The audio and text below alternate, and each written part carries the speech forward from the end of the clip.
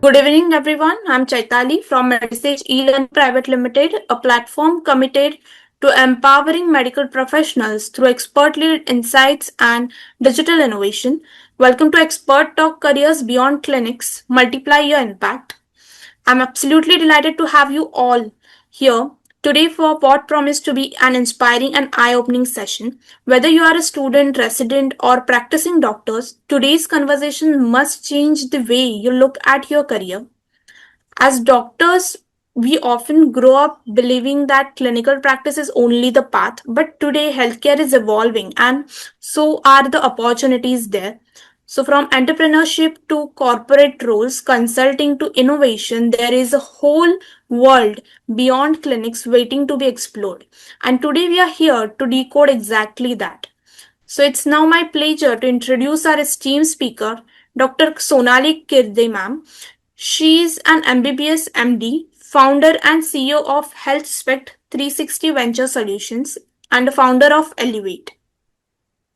She has worn multiple hats as a clinician, entrepreneur, mentor, startup judge, and speaker across national and international platforms. Her journey is truly inspiring and a perfect example of how doctors can multiply their impact beyond traditional roles. So, without any further delay, let's dive into this exciting conversation. Are you ready, ma'am? Yes. Okay. So, firstly, we would like to hear your story. How did you navigate such diverse career transitions? And more importantly, how did you know it was the right time to take those steps? Yeah. First of all, thank you so much, Chaitali, for the kind introduction, and thank you, Medisage, for providing this platform. I'm extremely happy and feel privileged to address a topic which is very close to my heart. Career beyond clinics is I keep on talking about it, and I'm encouraging more and more doctors and licensed professionals to pursue careers beyond, routine clinical practice. So here I am. As Chaitali has briefly introduced my journey. I'm from Nagpur. I have completed my MBBS from Government Medical College, Nagpur. After my MBBS, I wanted to work in the rural healthcare, and that's why I joined the Rural Health Service under Ministry or under State Health Ministry. I was there for around 2.5 years, wherein I've seen the ground reality of the rural healthcare ecosystem. After spending around 2.5 years in the rural healthcare, I decided to pursue a degree which should open a gateway to all the subjects. And I was personally very passionate for clinical research, and I also wanted to see how the healthcare system can impact millions of lives instead of impacting one life at a time by doing clinical practice. So I opted for clinical pharmacology as a subject for specialization. I completed my MD from MGMS Sevagram Varda. After my MD, it was always my dream and my, I would say, area of interest was to explore the global market, to global pharmaceutical market, and I joined a company to start with a US-based company, Merck Sharp and Noble, popularly known as MSD. Then the GlaxoSmithKline UK-based company, and Takeda, that was my latest organization, which was Japan-based organization. While working in all these companies in various roles and in various departments and across various portfolios, handled many products across India as well as medical lead for Pan India, sitting in the headquarters of India, I realized that there are so many avenues, there are so many opportunities, so many gateways and the pathways which are available for doctors, but we as a doctor are not trained and not exposed and not guided for all those opportunities beyond routine clinical practice. And from there, while doing all this, I was also very passionate for entrepreneurship, and I was very passionate for creativity. I myself, as a person, very creative person, and I started enjoying that journey of mentorship, journey of suggesting, giving my inputs and feedbacks to startups, specifically building into the healthcare space. So my journey wasn't pre-planned. It was always pattern recognized. So at very early stage after my MBBS, I asked myself, where is this healthcare actually evolving, and where I can actually create maximum impact, whether by sitting in the clinic or by working in the pharma industry or by actually helping and supporting startups in healthcare. So I moved from clinical medicine to pharma, and then now into the mentoring and into the entrepreneurship. One thing that always stayed with me is the creativity, staying curious beyond textbooks, and learning from people, learning from organizations, learning from products, learning from protocols, learning from places, and also observing industry gaps, observing the healthcare ecosystem need gaps, and saying yes to opportunity before I was actually ready for it. So the time is always, people will always confuse you what's the right time to transit or to take such bold steps. But whenever you know that this is your true calling and the right time, I think you should be able to take that decision. Obviously, calculating all the risk and all the opportunities and all the challenges and all the personal and professional goals. So transitions, happen when the awareness meets courage. So, and timing is rarely for perfect. It is always that you have to decide that this is the correct timing for me, and that's why I could navigate and could wear multiple hats. And I still want to explore all possible career pathways which I can, pursue with my qualifications and with my experience and expertise. Okay. So, and I'm sure this is something a lot of doctors here are wondering that, after investing so many years in clinical training, does moving beyond practice feel like wasting that degree? What's your perspective over this? No, not at all, Chaitali. In fact, clinical medicine or medical degree is not the end, but it's a beginning to so many opportunities. And that's exactly I talk about in the career guidance workshops or in my one-to-one mentorship calls that, spending many years to train ourselves as a clinician and reading textbooks for the clinical insights and to help and support patients and uplifting the overall healthcare ecosystem doesn't waste your degree if you are moving beyond clinical practice, because it's actually multiplying its value, because there are so many different opportunities which are available wherein you can apply all the learnings that you have gained during your curriculum. For example, the clinical thinking, your decision making ability, and that too under uncertainty. And third thing is deep understanding of the patients and the system. That is also something which we are trained during our clinical practice or during our clinical studies.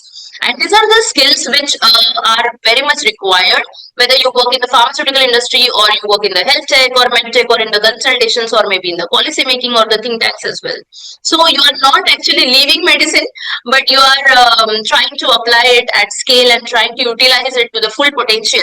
And that's why even if you have spent a number of years in training and in doing the routine stuff, it's always will give you that extra edge and that extra knowledge of the system as well as the clinical thinking, which you can then potentially apply to not many things once you start thinking about career options outside clinical practice. Okay. So, before we explore new paths, let's ground ourselves a bit. What are the most common career paths doctors traditionally follow, and why do you think most of us stick to them? Yes, so Chaitali, in India, the pattern is very, I would say, predictable. For any family, if a child is becoming a doctor, the path is very clear, as guided by teachers, as guided by the guides and the colleges, and everyone. The role models are also majority of the doctors in India. They are into clinical practice, either into the private sector or into the government sector. Then the percentage is also good as far as the academics is concerned. They are very much keen or interested in the teaching space and also into the research area. So clinical practice and academics, these are two main branches or two main avenues or career paths most of the doctors they do follow traditionally in India. And the reason for this, I would say the first one is the social conditioning. So in India, doctor is equals to clinician. So whenever we are becoming doctor, people generally think that after pursuing the degree or after completing the degree that he or she will start their own practice and will see patients. That is the first social conditioning. Second thing is peer pressure. In a batch of 200 where I completed my MBBS, hardly 1% of the people, those who are actually doing something out of the box, majority of them, they are into clinical practice and into the academics. So the peer pressure automatically develops that you are taking a path which is less travel. Also, you are not, you don't have the role models to follow, right? So I always tell people, if the path is ready, you follow. If the path is not ready, you create a path for yourself. You can also be a torch bearer. The third reason of this non-opting for non-conventional pathways are limited exposure during the training. The clinical training is particularly for developing the clinical acumen, diagnosing, treating, management of the complications, prevention, and all of this. Very less exposure is to us is on choosing paths which are less traveled or which are less opted. And the last one is risk aversion to doctors is also after long years of study. So MBBS first entrance, then MBBS, then entrance, then MD, then bond. All this, the complete number of years of study is roughly around 10 years. After spending so many years, long years of study, the aversion to risk is very minimum. So it's very important that a person who can have that risk taking ability or capacity can think out of the box and go non-traditionally, because the system trains you for one path, but the options or the opportunities or the people around you will offer a lot many paths if you are with that mindset and with that entrepreneurial mindset and open mind. Okay, ma'am. So now shifting gears to today's scenario, I would like to ask you, with so many evolving opportunities, what are some of the most practical non-clinical career options for doctors in India right now? Non-clinical career Non-clinical options. career options for doctors in India right now. Yes. So traditionally, or few years back, as I said, the pathway was very defined. It was clinical practice or academics or joining research. But now there's a huge demand of non-clinical career options. So I know a few cases where students, they have secured very high rank in the entrance at the national level, but still they opted for non-clinical career branch, non-clinical branch as their specialty, because there are so many options available. Specifically, we would like to bucket it into the pharmaceutical industry jobs and the other jobs. So in pharma industry, there are some roles or some options. Number one is the medical affairs. Medical affairs is the most commonly opted by most of the doctors in the pharma industry. The second option is you can go for clinical research and the clinical trials and clinical development. That is another very exciting branch, specifically for those who are very keen and very interested in, those who are book bugs and want to do something, some high impact, work in the clinical research. They can opt for that. The third one is the pharmacovigilance. This is again a very important area or a part of pharma company, and this is also coming. Is also a branch which majority of the doctors they do enjoy in the pharma industry. Now, then there is another option called as regulatory affairs. In regulatory affairs, the number of doctors is less at this point in time. So, encourage more and more doctors to enter into the space of regulatory.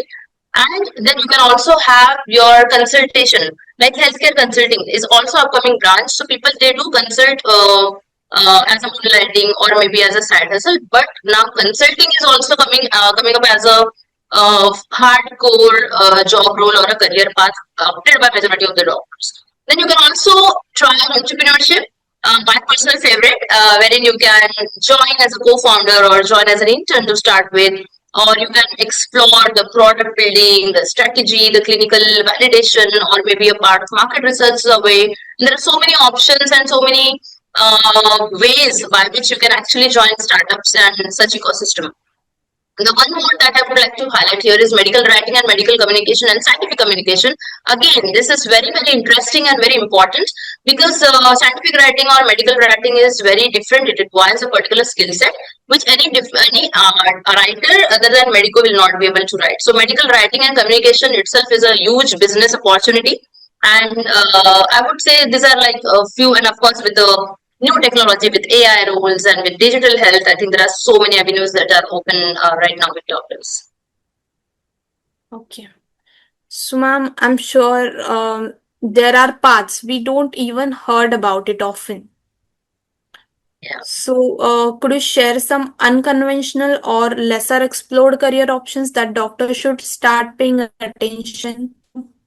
Yes.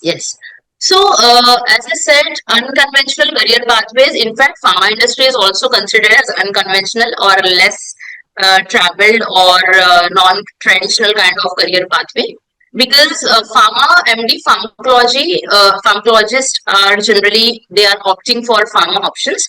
But trust me, I do have a lot of CVs shared by consulting firms or shared by pharma companies or shared by HRs and shared by students as well, those who are coming from different life science backgrounds, for example, BDS or MDS or MD or DM, MBBS, then PharmBs and PhDs, they also want to explore this non-conventional or unconventional career pathways. So first, we would talk about the pharma industry itself is a less explored career pathway. The second is the venture capital or healthcare investing. Now, this is very interesting space. While I was working in the entrepreneur ecosystem, and I realized if someone is very interested and very good as far as the wealth management is concerned, they can actually think about healthcare investing, and VCs or venture capital, those who are doctors, would be a deadly combinations. Then the next we can explore about the healthcare entrepreneurship. Again, there are so many ways in which you can actually contribute. And the next, I would say, a very new thing that I came across last few days, just a few days ago, medical legal advisory. Now, medical legal advisory is also upcoming branch. If you have undergone some courses, or if you consider yourself as good at medical, legal, and ethics, I think that advisory is picking up, and people are actually entering into the medical legal advisory space.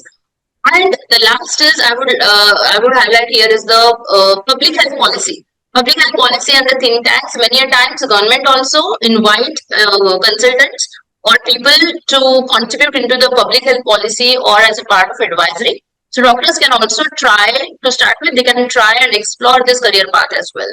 So there are some unconventional career pathways that doctors should opt and can consider apart from their clinical practice. So, ma'am, one big confusion that almost everyone faces is what is right for me, because every person is different. Everyone has a different personality. So, according to each personality, you get what's right for me. So, how can a doctor decide whether a clinical, corporate, or entrepreneurial path is the best fit? So this is very subjective, Chaitali. Any doctor should think about three filters. I would say number one is what kind of work that really excites you daily. The kind of work, the kind of energy, where you gain energy from.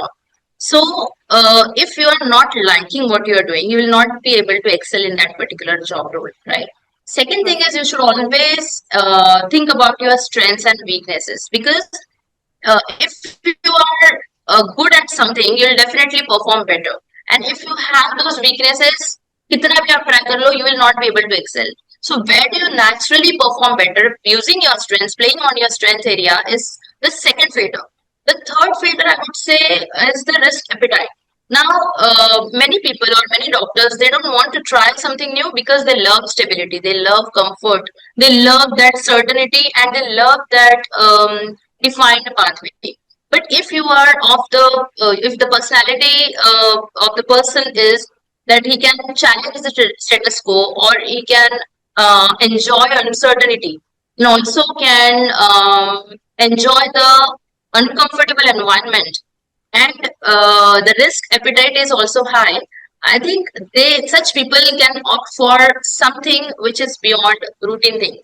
So if you are very good and if you enjoy clinical practice, interactions with patients, and you consider it gives you the sense of satisfaction, I think clinical branch or the clinical career pathway is for you.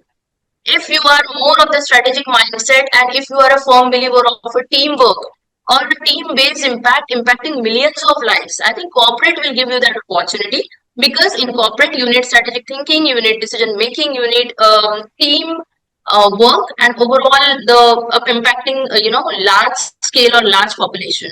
Entrepreneurship specifically is for those people who are very curious, creative, those who can take a risk, also can challenge the status quo, and those who can build people around them. I mean the stakeholder management, yeah, for people management, and own the successes as well as the failures.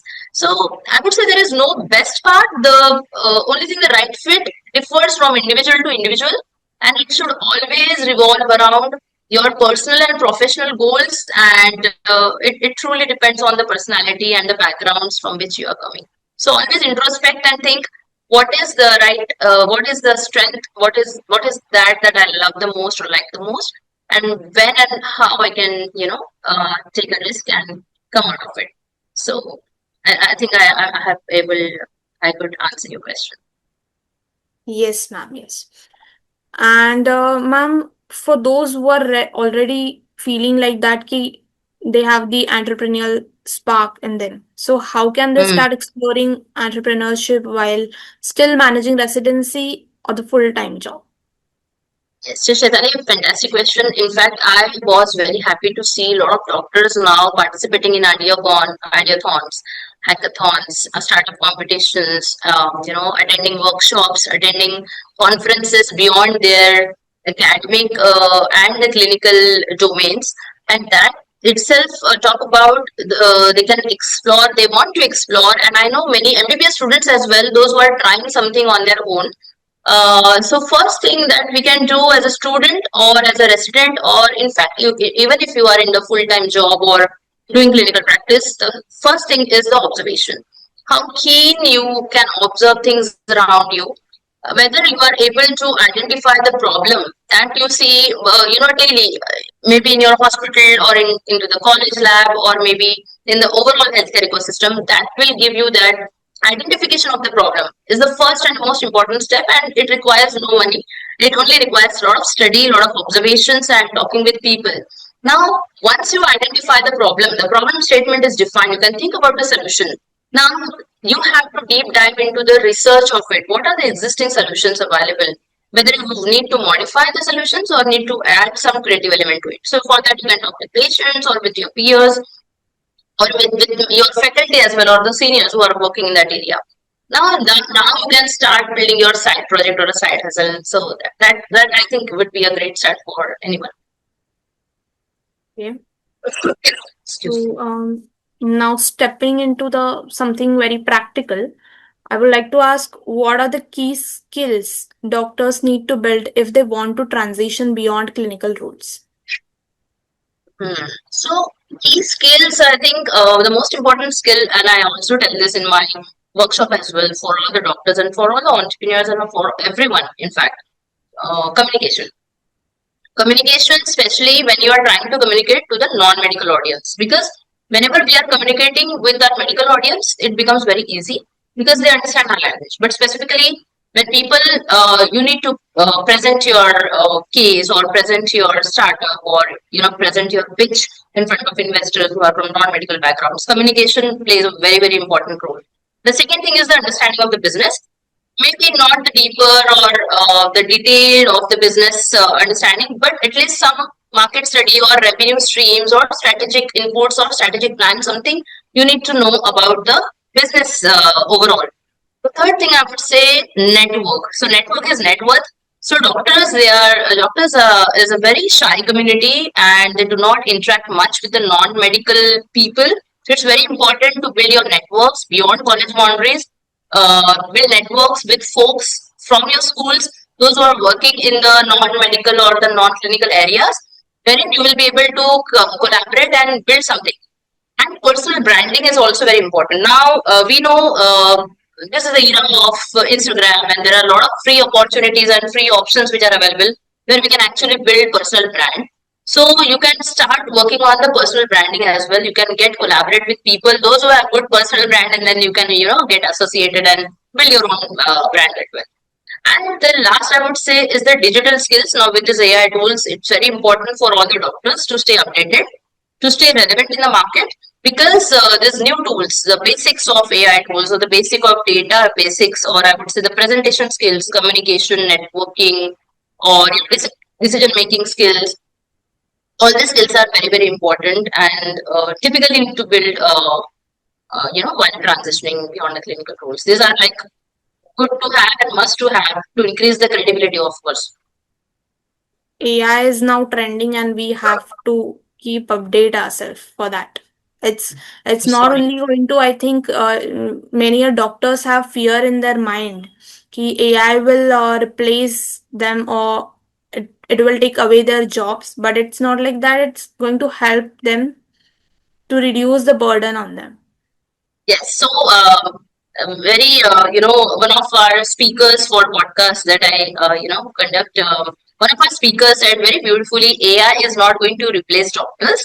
AI is going to put a hyphen and place doctors. So those who are running away from AI, AI will definitely replace them. Yes, and definitely for that, government is also taking initiatives. Recently, in February 19, 2026, Government of India has launched the AI Impact Summit, inaugurated by our Mm, respected Prime yes, Minister Shri Narendra Modi ji at Bharat Mandapam in New Delhi. yes, So they are also definitely. saying there the same thing, and they have also introduced Sahi and Bodh, these two government initiatives framework for Yes. the So healthcare purpose. overall, yes, overall, if you see around, there is a lot of buzz of AI, and that is for good reason. And those who are trying to run away from it definitely will be at loss, and definitely will be replaced very easily by other folks, those who are good in AI. Yeah. So, and of course, we can't ignore this big concern. How financially stable is it to move away from clinical practice? If that fear is valid or not, according to you, ma'am? No, no, I think that fear is very valid. At the same time, it's something, it's also a decision taking, or I would say the decisive factor, whether this is the right time for me to move out of my clinical practice or not. Because to start with, I would say let's kind of stage it into three phases. One is early phase. In early phase, you may earn respect, recognition, or you are enjoying the phase. You are exploring new opportunities, new people, new space.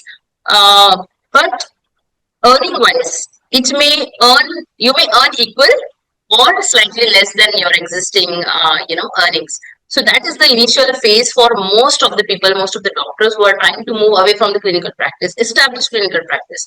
Now comes the second phase or the mid phase, wherein you may often surpass the clinical income. Now here you have already established yourself, people know you, ecosystem is well aware about your existence, and you're also putting your efforts, adding value to the existing system, and people have now started recognizing, and now you have started charging and earning and surpassing the income that you would have generated in the clinical practice.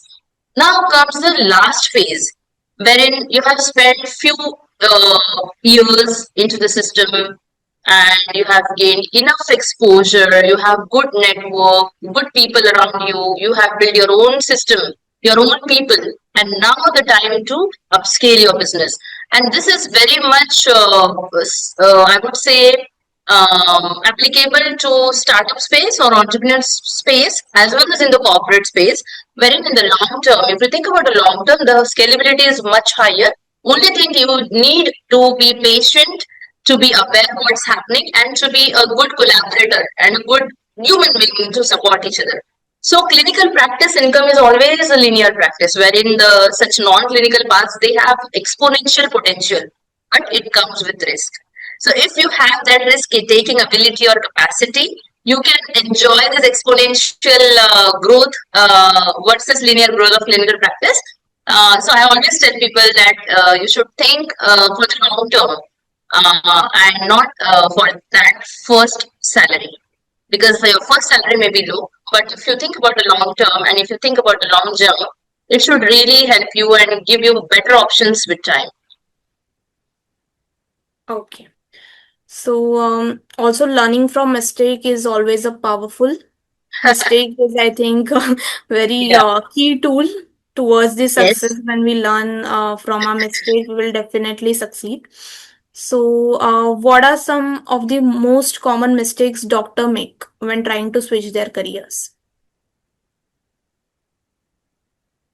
So, first mistake, I would say waiting for the right timing, or waiting for perfect clarity. Now as doctors, we are always trained to be a perfectionist, because we cannot commit mistakes. We are handling life, so it comes naturally to us as a part of training. So waiting for that perfect clarity even before starting thinking about it is a big mistake by most of the doctors. I keep on interacting with a lot of medics, so I know they are just thinking, मुझे नहीं पता is this the right time. I'm just trying to understand, trying to find that picture perfect clarity even before I jump into it, or maybe starting as a side hustle. So that is a big mistake.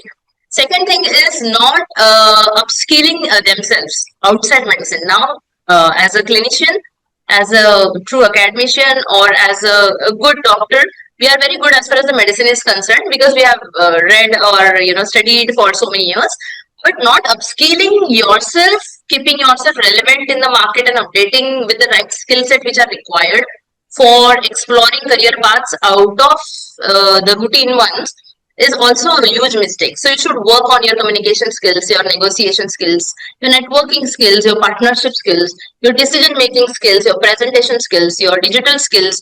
All these skill sets are very important, and those who are not doing this, not putting efforts in upscaling, they will definitely lag behind. Now, the third mistake I would say is following someone. For example, if someone is doing good in particular space, one or two doctors will always like to try and follow the path. So applying something or trying something blindly without understanding their own strengths and weaknesses and own personal and professional goals, I think that's a huge mistake. And the last thing I would say, this is very common in medicos, comparison. So comparing yourself or your journey with other peers in the clinical path. So your path will be different because you have chosen a non-clinical path versus people or doctors who have chosen clinical path. So if you are comparing, if you keep on comparing your peers, yourself with your peers, those who are doing excelling in the clinical paths, you will always get disappointed. It's very important to understand the journey, be patient, be consistent, so that one fine day when you have put all the efforts and all the skills and used your degree to the full potential, definitely this transitions will give you with this transition will take you to heights. So majority times the transitions from career paths to from clinical paths to non-clinical paths often fail, not because of lack of support, but it is because of lack of direction and lack of exposure. So people are not well exposed and are not well guided by right folks and right mentors. So it's always important to, there's a huge role of mentor. So it's always important to follow some role models and some mentors those who are doing really good in the ecosystem and in the domain. Okay.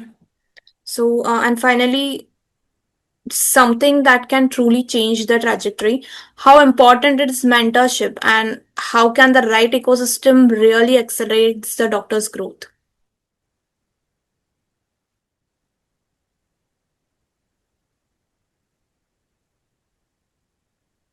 Yes. So I'm a firm believer of the power of mentorship, the power of having that guru in your life. Am I audible, Chaitali? Yes, you're audible. Okay.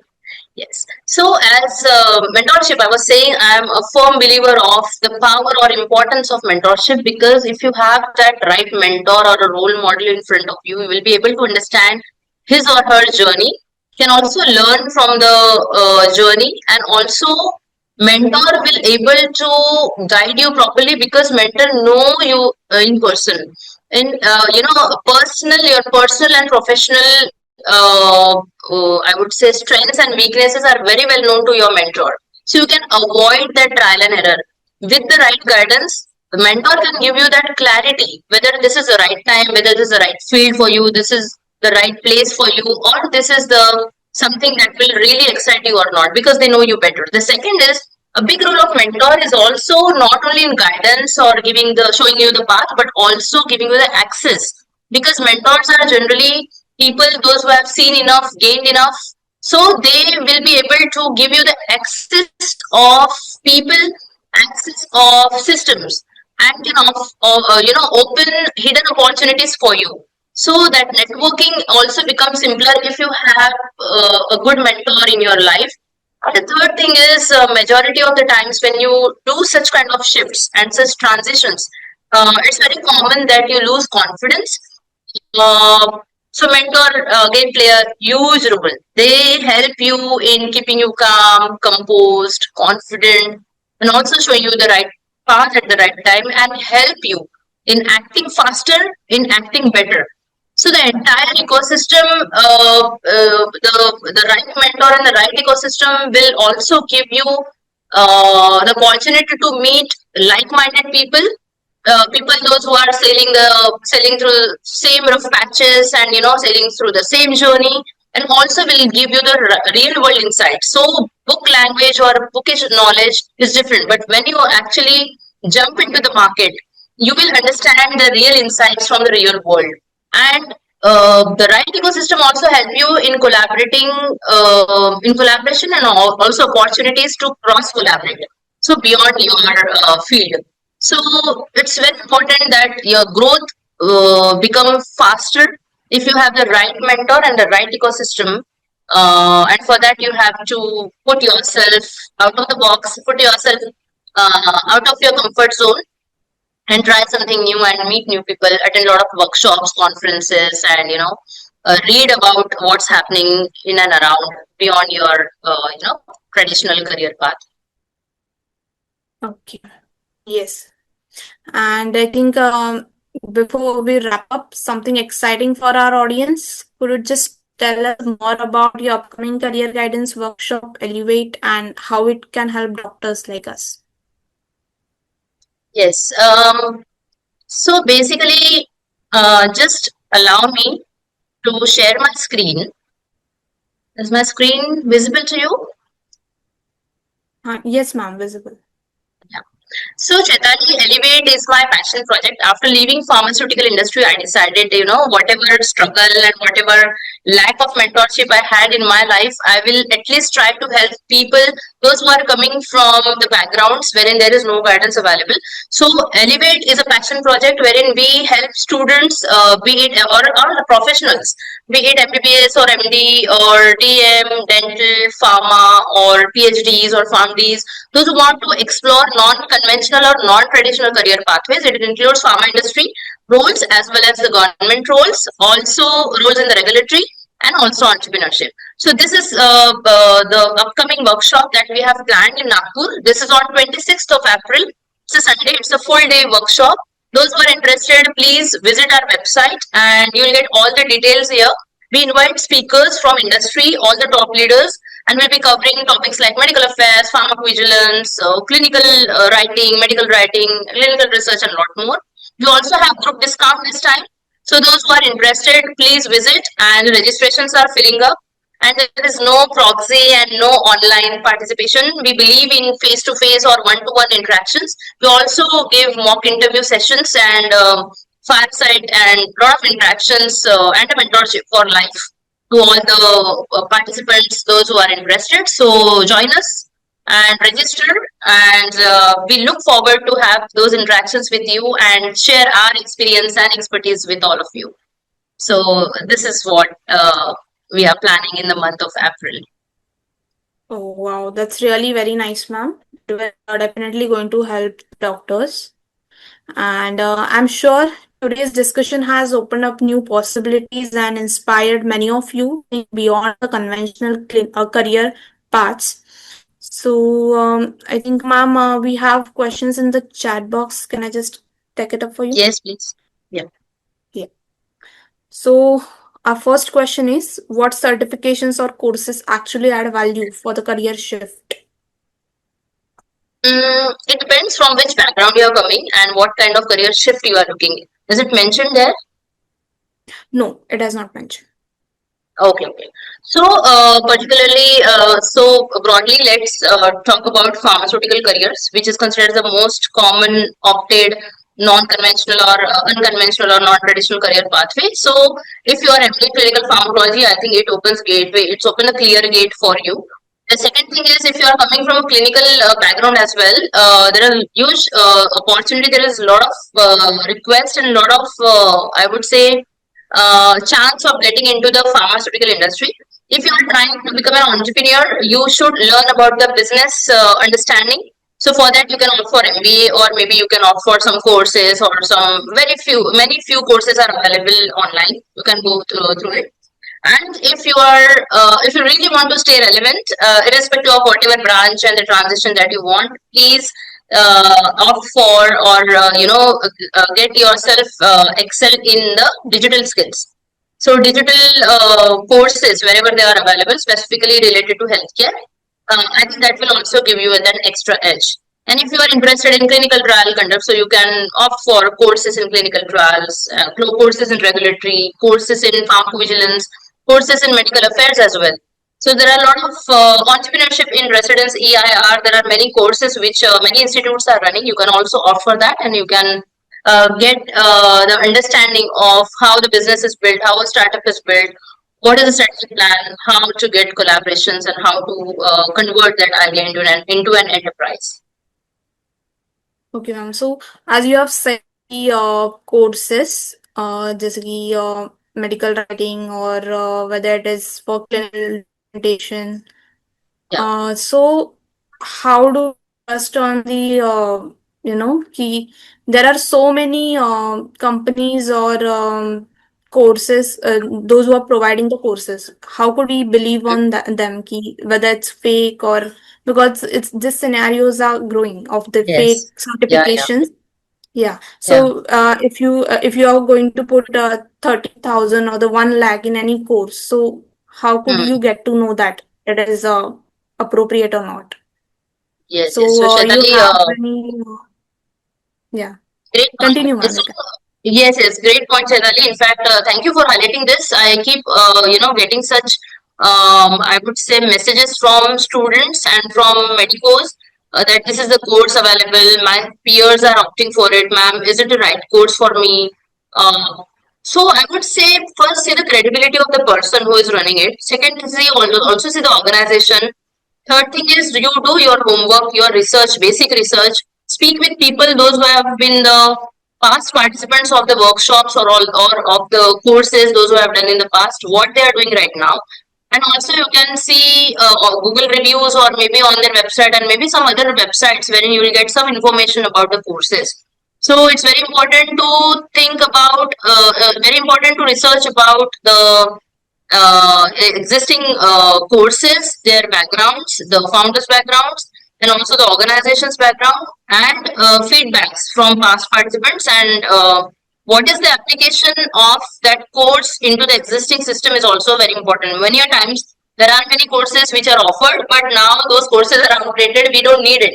And there are no jobs guaranteed with those courses. So people get misguided, misleaded, and That has lot already of become outdated courses and yes, that will not going to help us. So not basically at you all. have told us that Google reviews and a website, you just must check the website of that Yes. organization.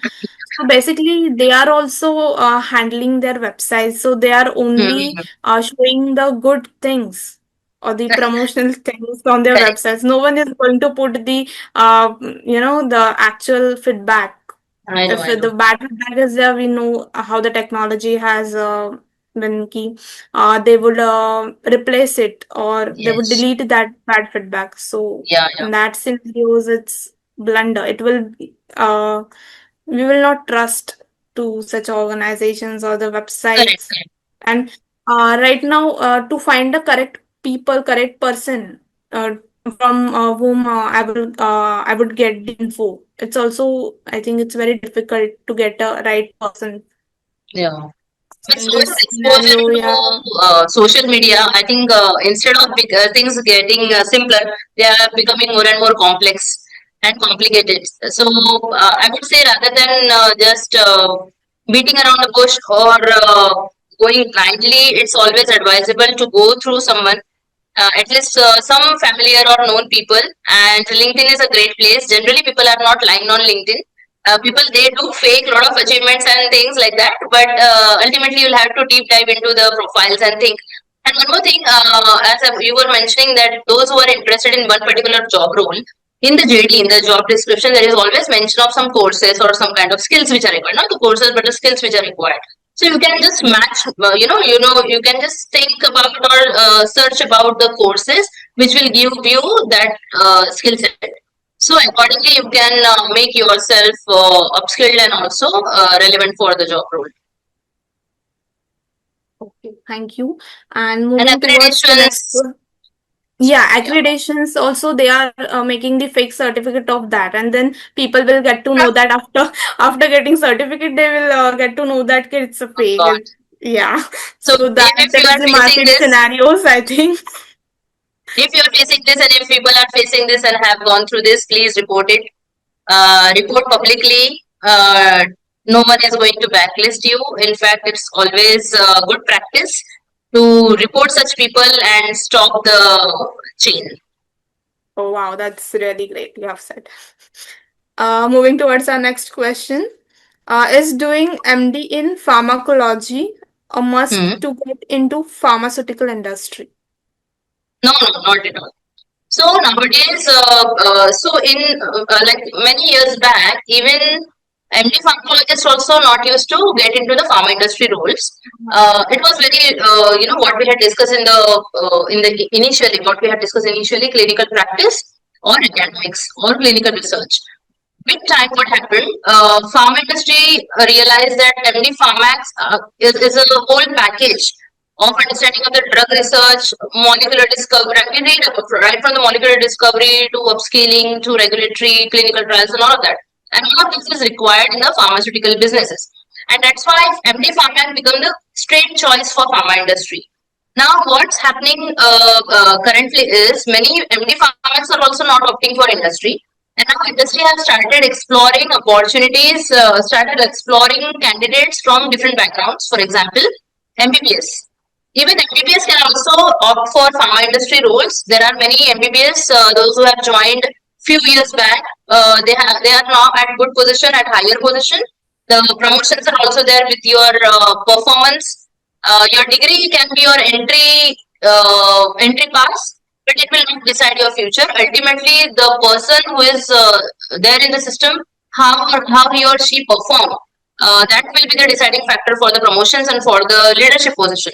So MBBS, MBBS, BDS, or MDs or DM, PharmDs, MSCs, all of these are, MSc Pharma, BSc Pharma, all these degrees are actually required in pharmaceutical industry, and everyone is, I would say, welcomed by pharma industry.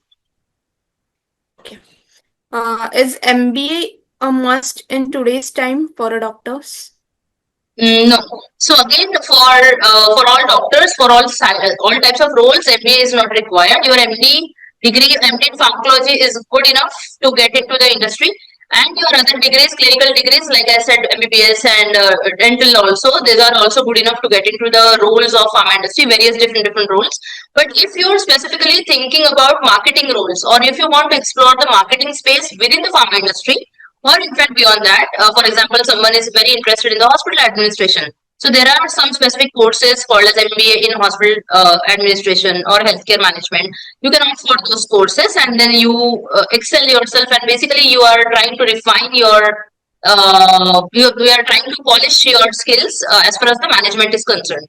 And if you are interested in the management role within pharma industry, MBA will definitely give you that extra edge. Also, give you the confidence and the knowledge to tackle marketing, function as compared to your clinical functions or medical functions. Okay. But it's So not a moving must towards for everyone. okay. So So moving towards the last question. How important is networking for building a career beyond clinics? yeah, I I think think I have spoken enough about networking. Network is yes, network, but it should come naturally. Should not be very forceful. जाके किसी से मतलब I've seen many people they attend a lot of workshops and conferences और पता चलता है कि literally वो यहाँ से वहाँ भाग रहे हैं just to एक फोटो आपके साथ, एक बात आपके साथ हो जाए, एक कॉल, एक नंबर आपका मिल जाए. So that's not networking. It's very desperate, you know. Networking is an art. It's a skill. It should come naturally. For that, you also have to build your personal brand, your credibility, your personality should also be like people liking personality.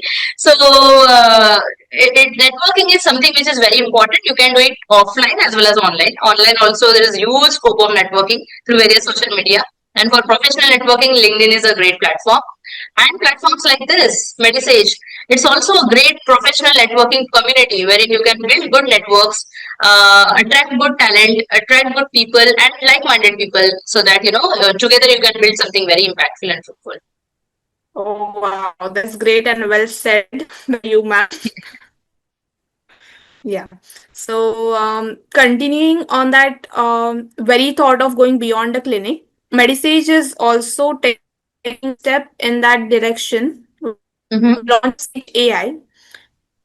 So it is an innovative solution designed to support the doctors in their day-to-day clinic practice to reduce their workload and help you focus more on what truly matters. And what truly is for doctors is, I think, the patient care. So as we all know, AI is trending, but what makes Sage AI special, it is built exclusively for the doctors. We have partnered with Google Medilum, which means the received is more medically accurate and reliable. We have already showcased Sage AI at major conferences. I'll wait. 26th of April, Nagpur.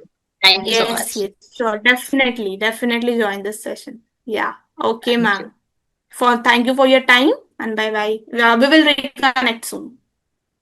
Thank you so much. Good night.